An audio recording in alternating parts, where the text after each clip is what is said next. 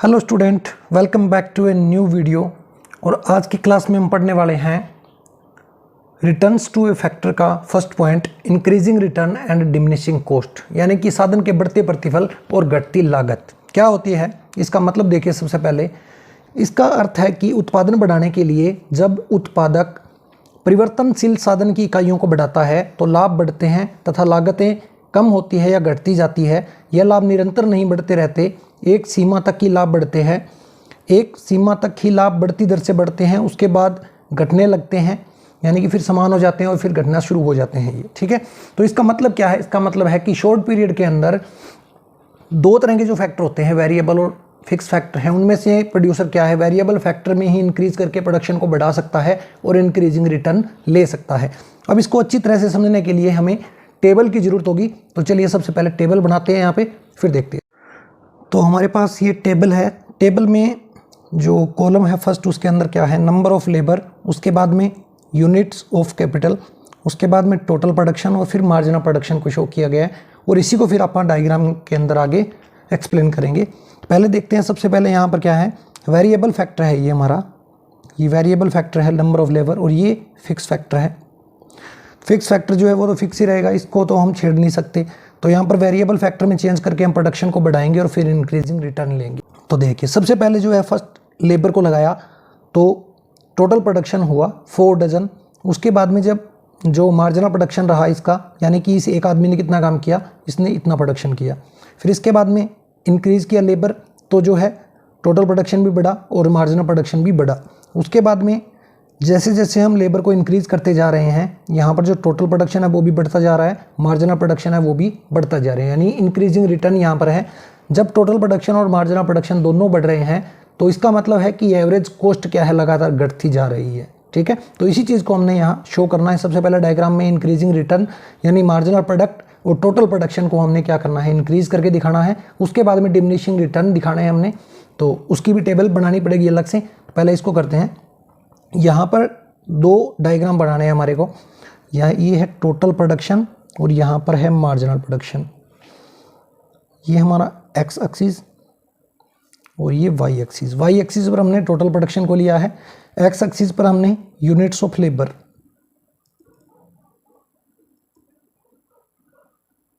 Units of labour को लिया है। अब यहाँ पर हमें ये देखना है कि जैसे जैसे हम क्या है, मान लो ये फर्स्ट यूनिट है, सेकंड लेबर, फिर थर्ड, फोर्थ और फिफ्थ, ये क्या है, लगातार बढ़ते जा रहे हैं। ये 1 है, 2 है, 3 है, 4 है और 5 है, आगे भी ये बढ़ते जा रहे हैं। ठीक है, अगर बढ़ाएंगे तो जैसे जैसे ये वेरिएबल फैक्टर को हम बढ़ा रहे हैं तो उसका परिणाम क्या है, उसका परिणाम है कि टोटल प्रोडक्शन बढ़ता जा रहा है। जैसे इस प्रकार से टोटल प्रोडक्शन जो है वो बढ़ता जा रहा है। ये है टोटल प्रोडक्शन कर्व। ठीक है, यहां पर हमें लिखना है इंक्रीजिंग रिटर्न। क्लियर बात? यहां से अगर इसको प्रॉपरली बनाना है तो भी बना सकते हो और ऐसे बना के भी आप शो कर सकते हो। कहने का मतलब ये है कि डायग्राम देखते ही एग्जामिनर को समझ में आ जाना चाहिए कि वो बता क्या रहा है डायग्राम अपना। तो यहाँ पे हमें साफ साफ पता चल रहा है कि जैसे जैसे हम लेबर को बढ़ा रहे हैं तो हमारा टोटल प्रोडक्शन बढ़ता जा रहा है। इसी प्रकार यहाँ पर दूसरे डायग्राम के अंदर एक्स एक्सिस पर हमने नंबर ऑफ लेबर या यूनिट्स ऑफ लेबर को हमने ले लेना है। यहाँ पर हमारा मार्जिनल प्रोडक्शन होगा। अब यहाँ पर भी क्या है, एक लेबर लगाया, दूसरा लगाया, तीसरा, चौथा और पांचवा, छठा, जैसे भी ये बढ़ते जा रहे हैं आगे, 1 2 3 4 5 6, ये लेबर है हमारे। इनकी जो यूनिट्स है वो हम बढ़ाते जा रहे हैं। जब इनको बढ़ा रहे हैं तो मार्जिनल प्रोडक्ट भी क्या है, लगातार बढ़ता जा रहा है। यहाँ से शुरू करके इसको दाएं से बाएं ऊपर की तरफ, लेफ्ट टू राइट आपको लेके जाना है, अपवर्ड स्लोप का। तो ये आपका मार्जिनल प्रोडक्ट का कर्व जो है बन जाएगा। ठीक है, अब हमें आगे डिमिनिशिंग कॉस्ट को पढ़ना है। क्या होती है डिमिनिशिंग कॉस्ट? सबसे पहले इसका मीनिंग लिखेंगे कि लागत के रूप में साधन के बढ़ते प्रतिफल से ज्ञात होता है कि जैसे जैसे उत्पादन की मात्रा बढ़ाई जाती है तो प्रति इकाई औसत लागत कम हो जाती है। कैसे हो जाती है अभी देखेंगे। यहाँ पर देखिए यूनिट्स ऑफ लेबर है, फिर टोटल कॉस्ट है, टोटल प्रोडक्शन है और फिर एवरेज कॉस्ट है। यहाँ पर हमें एवरेज कॉस्ट निकालनी है, ठीक है। टोटल कॉस्ट जो है वो बढ़ती जाती है हमेशा, ठीक है ना। एवरेज कॉस्ट को ही हमने देखना है। यहाँ पे एवरेज कॉस्ट निकालेंगे कैसे, जब टोटल कॉस्ट को टोटल प्रोडक्शन से हम डिवाइड कर देंगे, जैसे 40/4 करेंगे तो कितना आ जाएगा 10, 80/10 करेंगे तो कितना आ जाएगा 8, फिर 120 को 18 से डिवाइड करेंगे 6.70 आ जाएगा। तो इस प्रकार से एवरेज कॉस्ट हम निकाल लेंगे। यहाँ पे एवरेज कॉस्ट आने के बाद में हमें समझ में आएगी ये बात कि जैसे जैसे हम यहाँ पर नंबर 1 है लेबर, इसके बाद में फिर दूसरा लेबर हमने लगाया, फिर तीसरा लगाया, चौथा लगाया, पांचवा लगाया। जैसे जैसे हम लेबर इंक्रीज करते जा रहे हैं, टोटल प्रोडक्शन भी हमारा बढ़ता जा रहा है और इंक्रीजिंग रेट से बढ़ता है। टोटल कॉस्ट हमारी बढ़ती जा रही है, लेकिन एवरेज कॉस्ट जो है हर बार क्या होती जा रही है, कम होती जा रही है यहाँ पे, ठीक है ना। तो इसी को बोलते हैं बढ़ते प्रतिफल और घटती लागत का नियम, ठीक है। अब डायग्राम देखते हैं। डायग्राम में हमें यही चीज़ शो करनी है। अब डायग्राम देखो, डायग्राम में हमें यही चीज़ शो करनी है कि जैसे जैसे प्रोडक्शन बढ़ रहा है, या फिर हम बात करें कि जो वेरिएबल फैक्टर हमारा है लेबर की यूनिट्स जब हम बढ़ाते जा रहे हैं, पहले 1, फिर 2, फिर 3, फिर 4, जैसे यहाँ पर हम लिखेंगे एक्स एक्सिस के ऊपर नंबर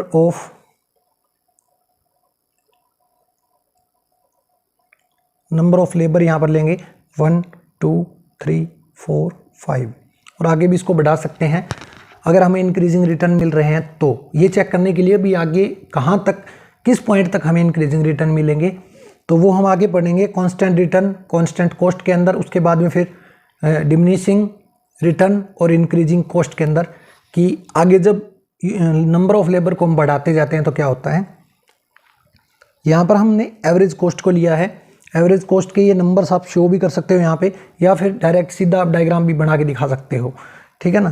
तो यहाँ पर जो डायग्राम है हमारा वो कैसा बनेगा, वो बनेगा left to right downward sloping का, ठीक है ना। डाउनवर्ड स्लोपिंग का बनेगा, जैसे लॉ ऑफ डिमांड का बनता है, ठीक है ना। नीचे गिरता हुआ मांग वक्र जिस प्रकार होता है ना, उसी प्रकार यहाँ पर एवरेज कॉस्ट कर्व बनेगा, नीचे गिरता हुआ ऐसे, इस प्रकार से नीचे गिरता हुआ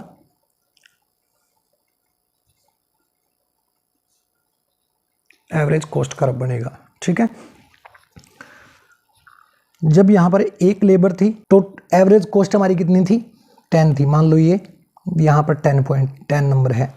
फिर इसके बाद में एवरेज कॉस्ट, जब हमने दूसरा लेबर लगाया तो एवरेज कॉस्ट कितनी थी, 8 थी।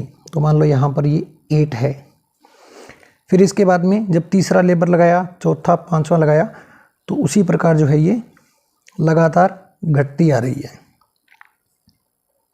इस प्रकार से एवरेज कॉस्ट लगातार घटती जा रही है।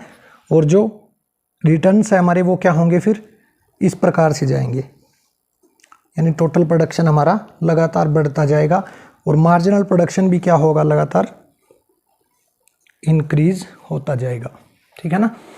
तो इसी को कहते हैं हम बढ़ते प्रतिफल और घटती लागत का नियम। तो आज की वीडियो में इतना ही, मिलते हैं नेक्स्ट क्लास के अंदर। आज का ये टॉपिक आपके समझ में आया तो वीडियो को लाइक करना, शेयर करना और कमेंट जरूर करना। किसी ने चैनल को सब्सक्राइब नहीं किया है तो सब्सक्राइब भी कर लेना और बेल आइकन को प्रेस कर देना ताकि आने वाली वीडियो की नोटिफिकेशन आप तक पहुंच जाए। Bye student.